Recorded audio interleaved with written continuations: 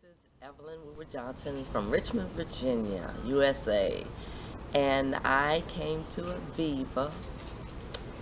The backstory is my daughter was here last year in April, working for 4 months on an internship. I was very proud of her, so I decided to come over and check her out for 10 days. I did all my sightseeing and jumped off of Lion's Head Mountain with a parachute and some other stuff. On the way home, I decided that, no, I didn't decide, it just sort of hit me. You know, a little voice said, I want to go back, or either I'm going back. So I guess I'd have to go with that. So I got home and started looking all over for ways to get here. I was watching Nightline one night, which is a late night news program in the U.S., and I saw this story about this guy named Sir Jose Bright, who's in Johannesburg, who came over about 20 years ago with the intent of being here about 2 or 3 weeks. He talked to Mandela. He started a program to help the kids of Soweto. And the gist of that is, when I saw that, I said, yes, that's what I want to do. So one thing led to another, nothing led to nothing else, and we never were able to get together. So I was on Facebook, where I had already announced at least 6 months beforehand that I was coming to South Africa. And I saw the Aviva name pop up when I typed in South Africa. I don't know whether it had ever been there before, but this is the time when I actually saw it. So I popped over to their website and saw the different programs: feeding children, taking care of children in an orphanage, helping the penguins, vervet monkeys, some other thing. And I decided, no, I don't want to work in the children's home, because I'll probably get attached and then I have to leave, and then that's just too heartbreaking. So I said, I can feed children, yeah. And that's the one that afforded me the opportunity to stay as short amount of time that I needed to. So I said, okay, let's do that. And 2 weeks beforehand, I was able to make my final payment on my flight and my accommodations, lovely house accommodations. And so I told everybody, okay, it's set, I'm going. So I started actually a GoFundMe page to raise money amongst the people on Facebook, for the most part, and some of the people at the churches where I work. And people donated, and I was able to pay for my flight and pretty much most of my housing. And so I came over. We went to West Riding Primary School. It's a very beautiful school, actually, and it belies the conditions of some of the students that live there, because I found out that a lot of, I guess, immigrants from Zimbabwe, Angola, Congo, Malawi come here for better opportunity, just like the Spanish-speaking people come to the United States from Mexico or other countries to have a better opportunity at life. So they have come, and a lot of them are jam-packed together in houses, 4 or 5 families in a house, to try to make everything stretch.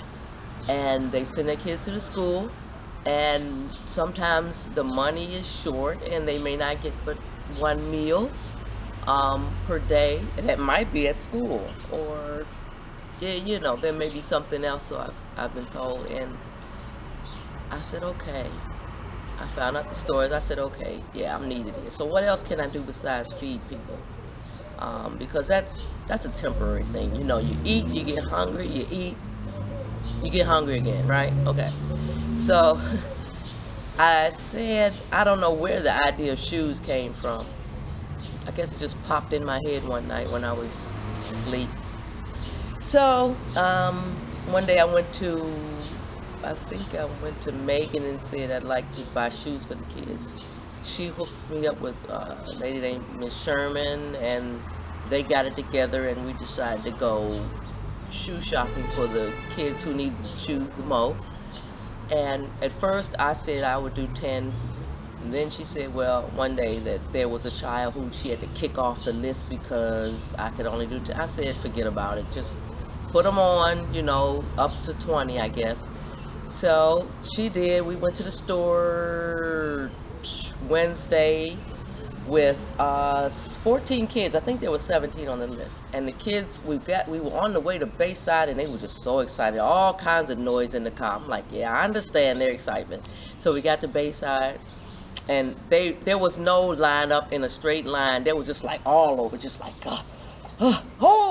know. I was like, it was so nice. Anyway, we went in the store, and they ran to the shoes, and there were all kinds of shoes on the floor, and a lovely lady in the Jet shoe store, the Jet, not just shoes, came over and helped us, and everybody had shoes, and some of them, can we wear them now? I said, no, we have to pay for them first, and then we want to take them back to the school. But so I stood, and she rang up all the shoes, and then we put them in a bag, came back to the school, and set them out on a table so we could just take a picture of them.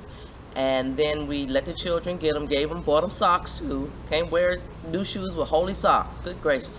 So we let the children put on the shoes. We took pictures, and two little boys I saw, they picked up those shoes high up in the air and went to the dumpster and just like whoosh.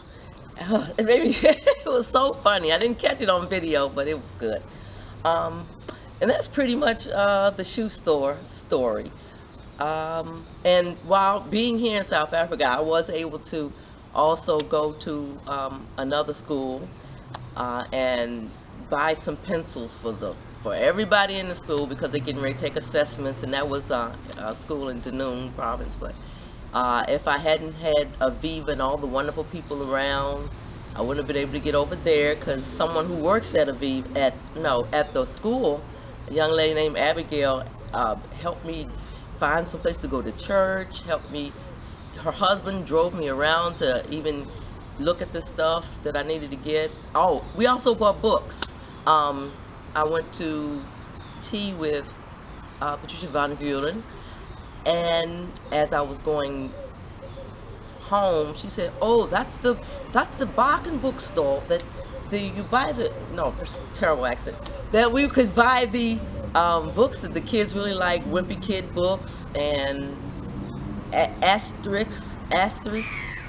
books, and some others that we bought, Hannah Montana." And so I said, okay, buy them books. When the kids saw the books in the library, before we had even covered them or done anything, they were just, I want these, I want. No, baby, no, we have to put them on the computer. Can I get it tomorrow? I said maybe. But anyway, it's nice to know that, there is a love of some kind of books, because it's they open up your understanding to the rest of the world. And that's my story, and I'm sticking to it.